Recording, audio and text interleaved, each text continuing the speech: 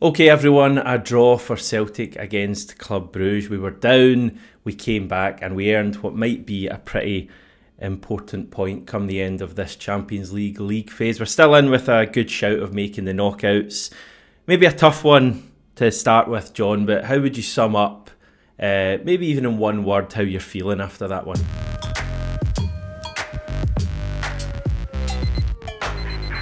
How I'm feeling? I feel alright. Alright is how I'm feeling after that one.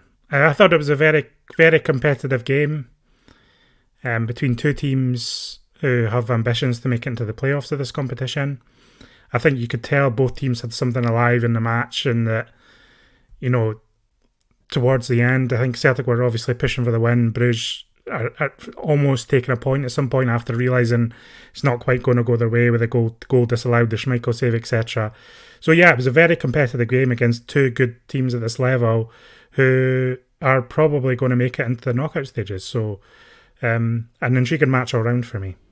So it kind of kept everyone's hopes just ticking along, and no one was able to maybe get the decisive victory that would effectively have taken either team into the top 24, but we're both just kind of happy enough with the point. I thought it was a kind of a pretty entertaining game in that it was close and there was something on the line, as you say. I thought the quality was lacking at times. Clearly in the first half, I didn't think our performance was particularly good. We can get into all of that, but yeah, is that a game we would have lost maybe in years gone by? I think that's a fair assessment. I think, I think it's a game we could have lost tonight. I just think, for whatever reason, we managed to not go down that route. I think that Schmeichel save is massive. I think that's going to be looked back on. It's almost, I've not seen too many people speak about it tonight, but I've got it written down here, John, so you've stolen my thunder. Good. Apart from Daizen Maida's goal, for us, that's the biggest moment in the game for us, is Schmeichel saving that. It's an outstanding save. And it saves a point for us. So, it's a game we could have lost, a year or two ago. It's a game we could have lost tonight, but thankfully, again, the team showing great spirit to come back into the game after going behind, and that's the fight we need to see at this level. Yeah, right at the start of the second half, wasn't it? It was a fabulous save down to his left. As you say, I think kind of gets forgotten about because so much happened after that.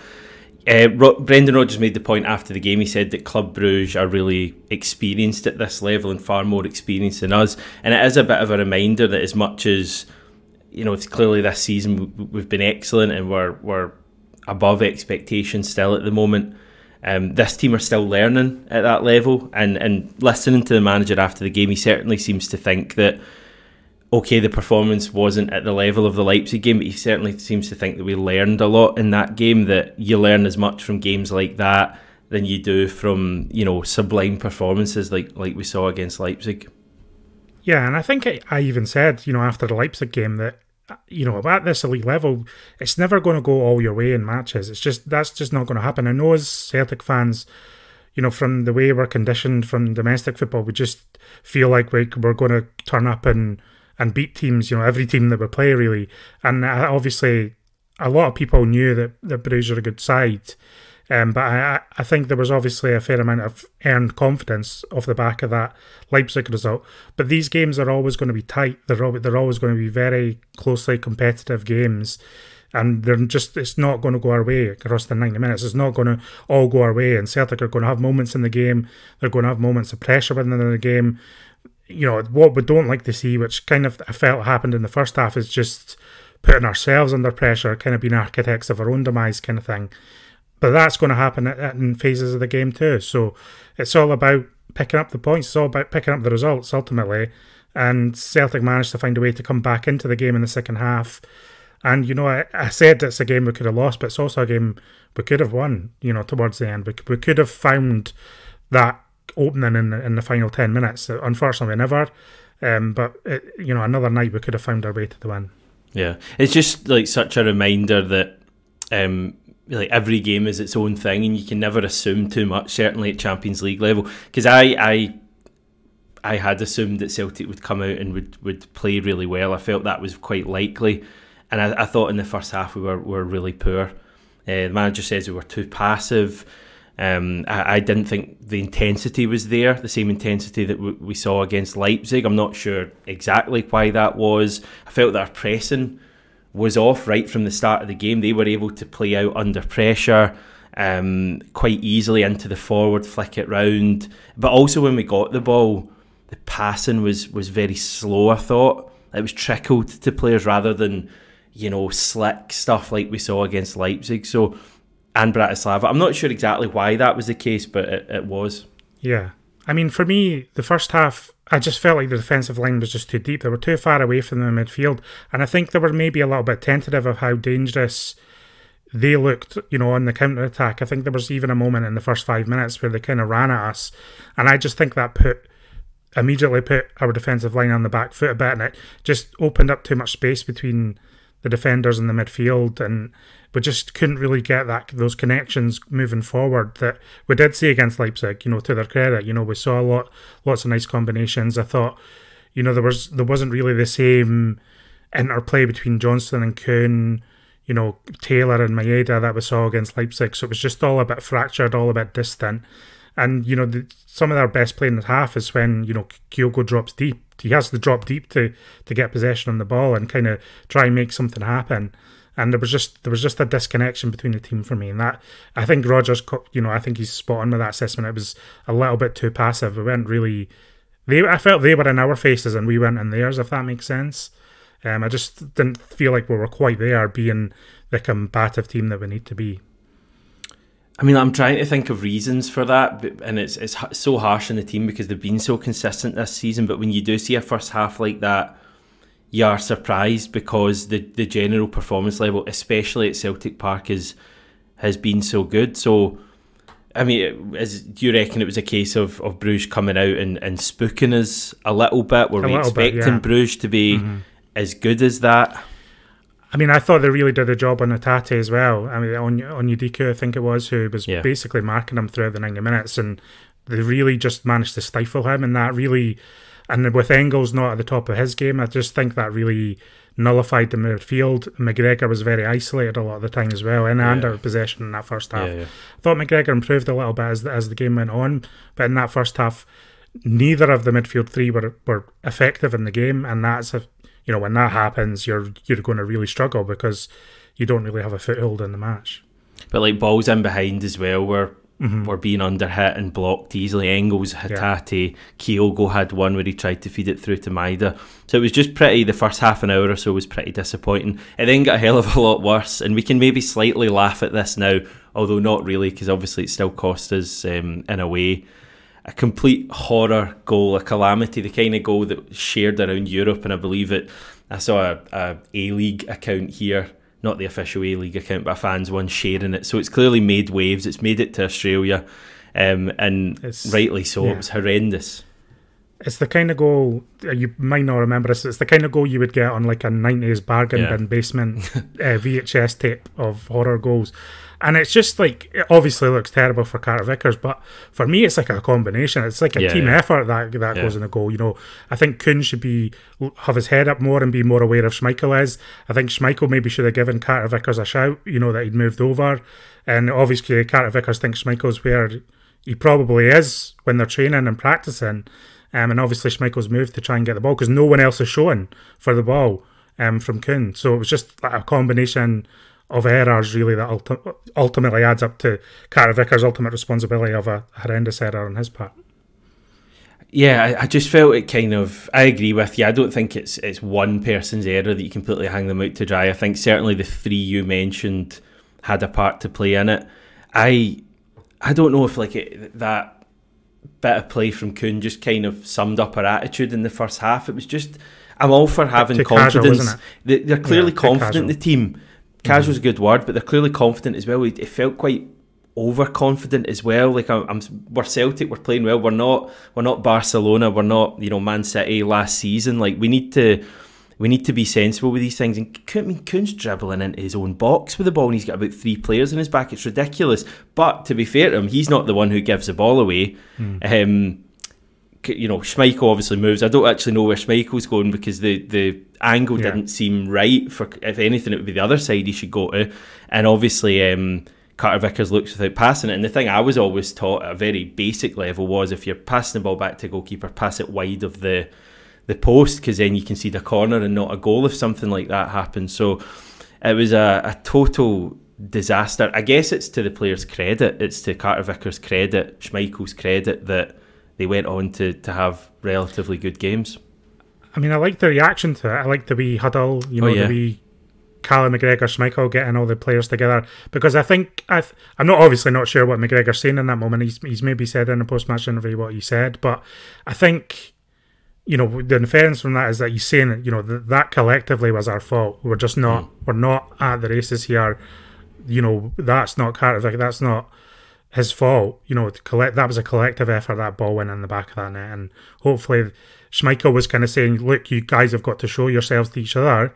Because the reason I think he dressed out is because he knows that nobody else is showing for the ball for Kuhn. Kuhn doesn't really have a massive amount of options in that situation. So I think he's saying, look, you've got to be closer to Kuhn. You've got to be, like we were against Leipzig, you've got to work hard to get yourself into positions to make the angles for the passes to get yourselves out of tricky situations. Things like that can happen if you don't. I've got some quotes from Kasper Schmeichel. Before that, worse or better than Chad Uri? What do you reckon?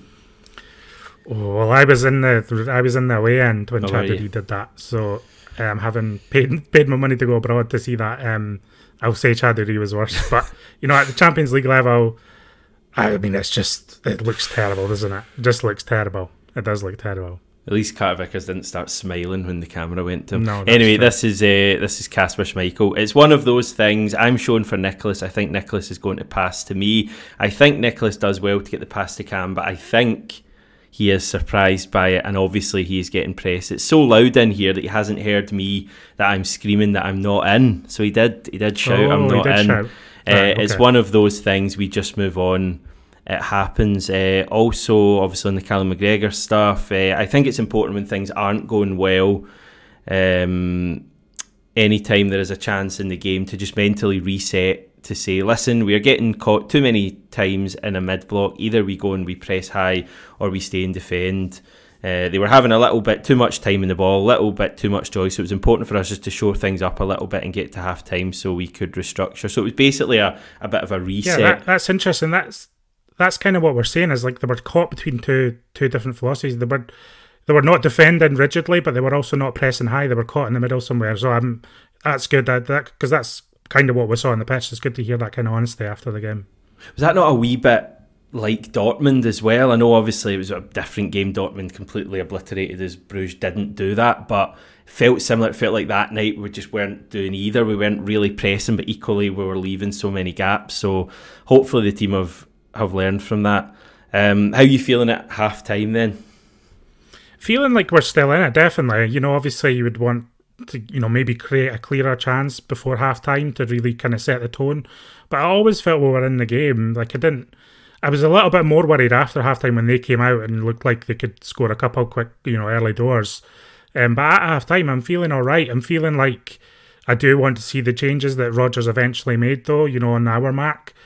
Even at half-time, I was thinking this might be a game for Bernardo to come into, because it just wasn't working. And so there's an argument that maybe Rodgers could have made the change earlier than our mark, and that might have made another kind of difference. But making a change in the middle of a match, in the middle of a half, can make instant impact. And I thought, we did see a quite slight upturn in energy, and eventually that's what leads to Maeda's goal. Yeah, pretty much straight away, wasn't it? And it was an assist from Vi. I thought it was interesting that those were the two players that he brought on, because those are the two players I think that there's the most debate about at the moment, whether they should be starting. So it's going to be interesting going forward whether like Vi, for example, is maybe looked at for some of these games. I mean, I'm kind of loath to pick on any players tonight, because certainly the first half I thought it was a poor performance. I did think Vi improved us when he came on. I just think he carries the ball better than Taylor. Taylor's really good at some things and it works in some games, but I think Vi carries the ball, and I felt in that second half when he came on next to or behind Forrest, I thought that left hand side looked a good bit more threatening than it had done. Yeah, I mean, I did. I like the substitutes, and I thought they were effective in the game in terms of improving our performance, definitely. I would like to see Vaya get more minutes. I think But yeah, again, it's just like how do we really want to invest so much time in him if he's just heading back to Barcelona? Like what's the situation there, or do you just play what you've got and just think, well, we'll play him at the moment because we think we'll get more out of him than Taylor?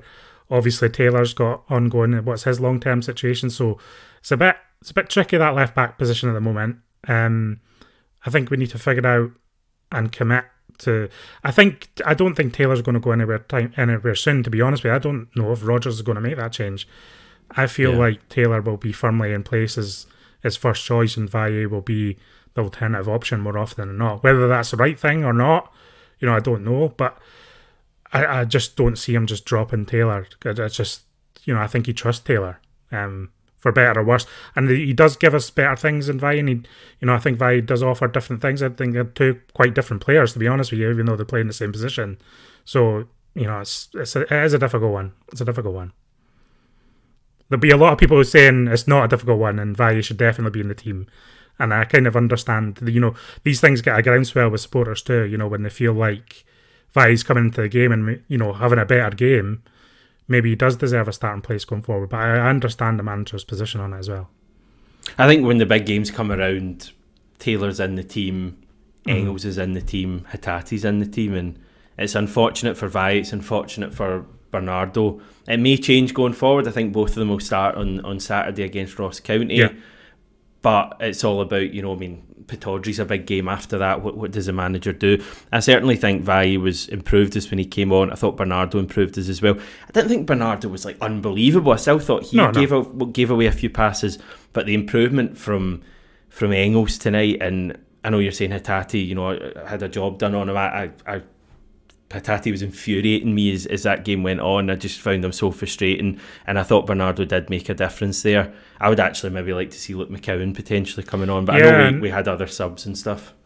Yeah, it seemed that at one point McCowan was kind of being prepared to come on, and then it just kind of never happened. Yeah, I agree with you. And then towards the last 15 minutes particular, I think Hatate just lost that a wee bit in terms of the energy. Couldn't keep the ball. He just didn't have. I think he probably should have been subbed off at that point. Because it wasn't even just that he was trying stuff and it wasn't coming off. He just looked like a yard off at that point because it just wasn't going his way. Dyson Maeda scoring, hell of a goal, but the most Maeda thing about it was that he slipped. He couldn't just curl it in normally. It had to be a slip and a one. Sometimes when you slip, it's weird. We've scored loads of goals over the years with players slipping. Sometimes it just helps you curl it in nicely, and it was what a goal. Fantastic. I mean, I love my Maeda goals, and I love how they're never conventional, and I love that about him. They never are, and I love that about him. And another fantastic finish, and I think we spoke about this after Leipzig, but you need at this level again, when it's not going your way as a team, you need a moment of individual brilliance or you're going to lose these matches. Sometimes that is the difference, and against Leipzig we got it from Kuhn, and tonight we got it from Maeda. You get that bit of individual magic, and that is literally, I know it's so simple to say, but it's the difference between losing and getting a point. It takes you towards, another little small step towards these playoffs. But how long were we lacking that bit of quality for? Think back to the first season under Postecoglou in the Champions League, and we were good in those games in the main, but we just lacked that bit of star quality, and it appears we have it. I didn't have Maeda down as a guy who was really capable of it. I can't ever remember him scoring from outside the box, apart from Ibrox, obviously, which wasn't really a shot, was it? But rare for him to score a goal like that. But it was brilliant, and from that point you're looking at it half an hour to go, and you're thinking, right, okay, we're on this now. I remember first thing when I woke up this morning, I saw a message from you in the group chat saying, we need to be sensible tonight, and we if we're in a position where we're drawing, a point's all right, we can't afford to lose it. And I had those words kind of in my mind at that stage, and as the game went on, that became more and more obvious, especially after they had a goal ruled out for by VAR. Yeah, by a heel it was. And obviously offside by the rails, but it felt like a bit of a let off, and I feel like Celtic did bring themselves back together a little bit after that. I don't think, did they really have a chance after that? I don't think they did they? They didn't have a big chance after that. We didn't really either. Yeah, no, we didn't either, but what I'm saying is I just felt like we maybe tightened up a little bit or managed to get ourselves together a little bit. I think we kind of took that warning shot to heart.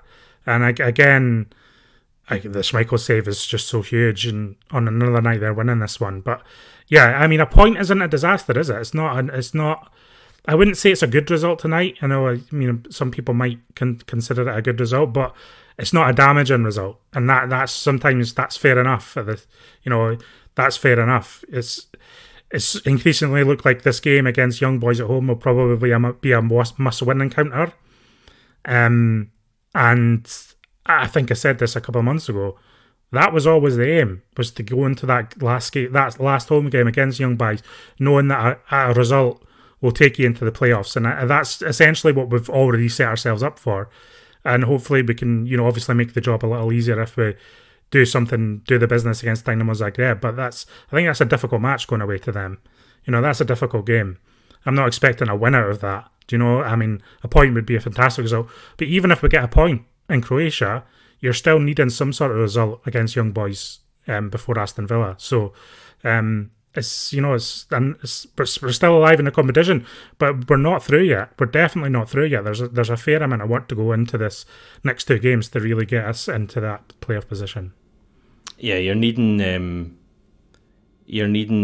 2 points probably, but there might be an argument in a weird way that a win's easier than 2 draws, because you can just go for it at home to Young Boys. Zagreb lost tonight. I think Dortmund beat them pretty comfortably. I was looking at our good friends Football Meets Data, and I don't know how they work all this out, but their updated graph or chart on our chances have us with a 94% chance of making the top 24. So those chances have gone up since before the game. 6% of making the top 8. That was never realistic. We're not going to be making the top 8. But as you say, Zagreb next, that's a bit of a 6-pointer as well in a way, because they're just behind us. So there's a case of beating them or certainly not losing to them, and you stop them from winning that game as well, which could be important. Yeah, that's honestly a really difficult game for me. I think we've got to be realistic about that. We're obviously not amazing travellers.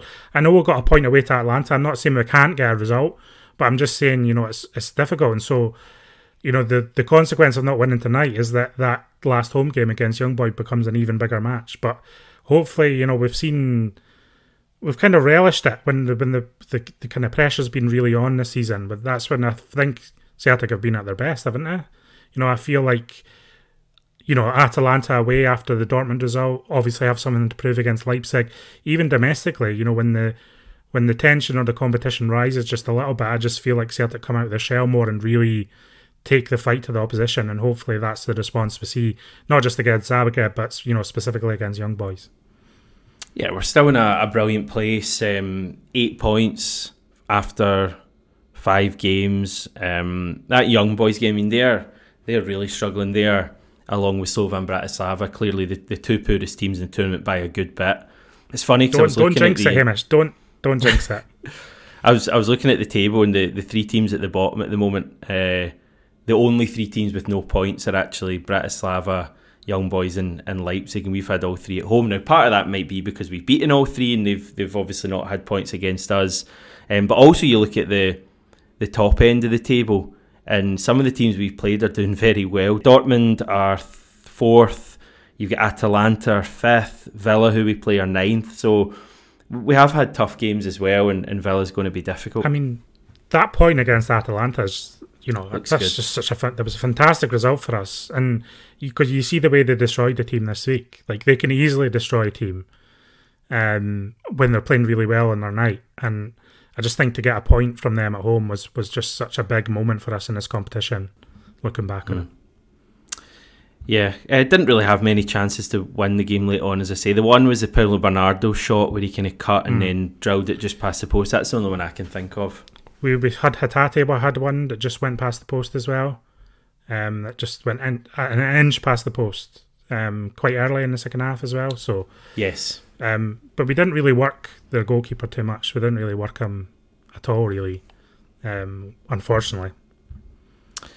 Yeah, so that's pretty much us. We move on, as you say, to Zagreb. It's still in our hands, and we're still loving this Champions League campaign. Normal years we'd have 1 more fixture to go. We've got 3 more, so there's still plenty to be won in that period. Yeah, I'm still excited about it. I'm still excited about this. I mean, and like I say, tonight wasn't damaging for us at all. It's just, it's obviously not something we can celebrate massively. It's just, and I'm glad because, if we're a defeat tonight and you're getting a bit, the pressure's mounting a little bit. But I just think it keeps it alive. It keeps the players' morale up. It keeps their confidence that they know they can fight back into these games. And I think that's a really important thing, that for them to know within themselves, within the group, that even if they go behind, there's 2 games in a row now we've done that, where we've fought our way back into the match in Europe. And I think we've seen so often over the years that Celtic, if they concede in Europe, they kind of collapse a little bit.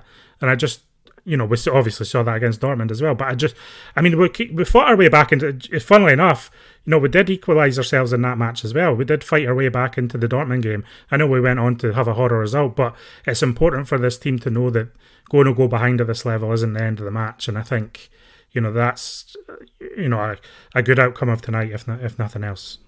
And we move on to Ross County changes, you think, for Saturday?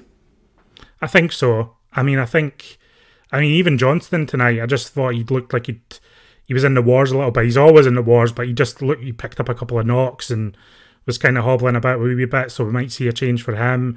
Then you're thinking about Valle, you're thinking about Bernardo coming to the team, maybe even, Ida coming back into the team. So there are changes to make that can be functional towards a good result at the weekend again. Yeah, I think we'll see changes. Players you've mentioned there, I think changes are required, because obviously Aberdeen after that is quite a big game for us. Okay, John, Thank you once again. Appreciate it. Good to have you on. Thanks everyone for watching. Enjoy the rest of your Thursday. Let us know what you made of the game, and I'll go over some of those comments tomorrow and look ahead to County.